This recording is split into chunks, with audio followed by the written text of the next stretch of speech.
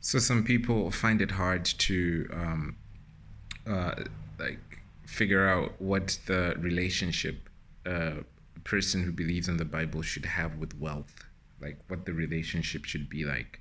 And this is a result of what we see. So, for example, wealth in the Bible is expressed in um, so many different stories, right? So I'm just going to pick and choose a few stories. So one is about Job, and then Job actually is a very interesting word because it means job, but Job had a lot of livestock, and then he was also in bondage, which is job stocks and bonds, which I find very interesting because that's a whole economy. But then he had a lot of flocks and herds and cattle, and he doubled it through like something like a recession. But then this was like a spiritual recession, or like it was oppression, like it was something like something else. But he was never he was always resilient. He always had integrity, and I feel like that is to show what it also takes to have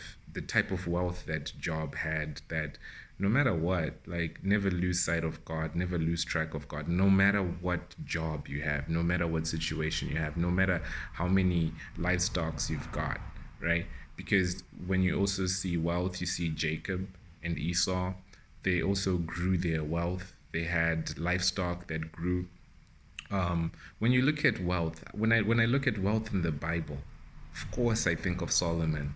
When I think of wealth in the Bible, I think of King Solomon and how silver didn't even have value because it was so common.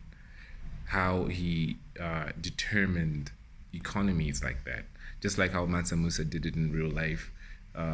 Solomon did it in real life in the spiritual realm as well. So it's also, well, when I think of wealth in the Bible, I think of King Solomon. When I think of wealth in the Bible, I think of Abraham. So when I hear about Abraham, I understand that he had a lot of wealth. And his nephew Lot also had a lot. So there's a video that I just recently made that is remember Lot's wife. So Lot had a lot, and Abraham also had a lot, even when he was with Lot, and it was just too much. So they needed another plot. So there was a plot to take them to another plot of land, and then at that plot, there was a plot to take them out, and God got them out, right? So the story of Lot is interesting. So remember Lot's wife. But wealth in the Bible, I think of Abraham, I think of Lot, I also, especially, oh wait, before I go there, who else? In the New Testament, the person who buried Jesus was a rich man. In the New Testament, there's not a lot of examples of rich people. The examples are bad, like the rich young ruler who was very reluctant to give up his wealth. But in the Old Testament, we hear about Nadab. I haven't mentioned him, did I? I didn't, but he was uh, a person who was known to be great in that region, and he had a lot of wealth, but he was lacking in, I guess, understanding or wisdom that he didn't even know about David. And then when he heard about David, he said like a very snarky remark. He's like, all of these young guys are now a lot of these young guys. There are a lot of young guys who are now rising up against their masters, aren't they?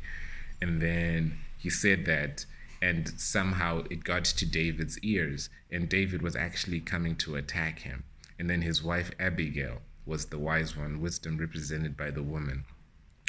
The wife Abigail was the wise one, and then she actually went to David and said some wise words, which is a very interesting exemplification of wisdom. So she said some wise words, and then she got the guy off the hook, but the guy was partying all night, and when he found out what happened, he got a heart attack and died. Right? But that's, an example of extreme wealth. So when I think of wealth in the Bible, I ultimately then think of Joseph. So when we hear the story of Joseph, usually what we're hearing is a story of how he was in a situation that was like entrapping him for a long time. And at a certain point, he lost all hope, or we lost hope for him. Like we lost sight of him when he was in the prisons for like 2 years. Like we don't know what was happening. Like you know.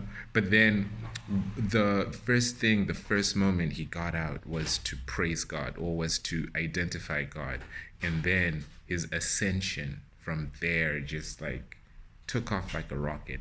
But why Joseph in Genesis? Not Joseph, Jesus's father, but Joseph, the from the 12 tribes of Joseph. Joseph, the inheritor of the blessings of the blessings of it's Ephraim and Joseph who are in given the blessing of Jacob to be a fruitful bow.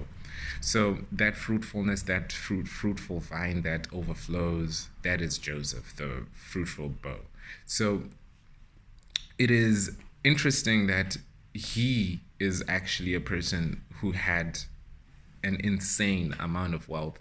This is still like the wealth principles in the Bible. Because when I think of wealth in the Bible, I ultimately will end up thinking of Joseph. But then Joseph is like a very unlikely candidate for wealth. But what he did was to actually create the principles of banking that are found in the Bible, which is the act of him using grain. So all the markets in the world starts with Japan having grain markets, and what ended up happening as what we call stock markets. So it was stocks and grains. So when he had the dream about stocks, he had dream about stocks and grains. These are actual commodity markets that are still traded today. That is where actual trade starts. So it's very interesting that he was using those principles as a hedge fund or a mutual fund or an investment bank would actually use them in the modern day in order to say that, okay, this is a bullish market or a rising market, and this is a depression or like a recession. And in those different instances, this is how he was actually managing the wealth of Egypt as a governor. So even today, a governor is a person who literally runs the banks. And we call it a government because all of the policies in the government are directed through the governor, which is the governance, which is what Joseph literally was.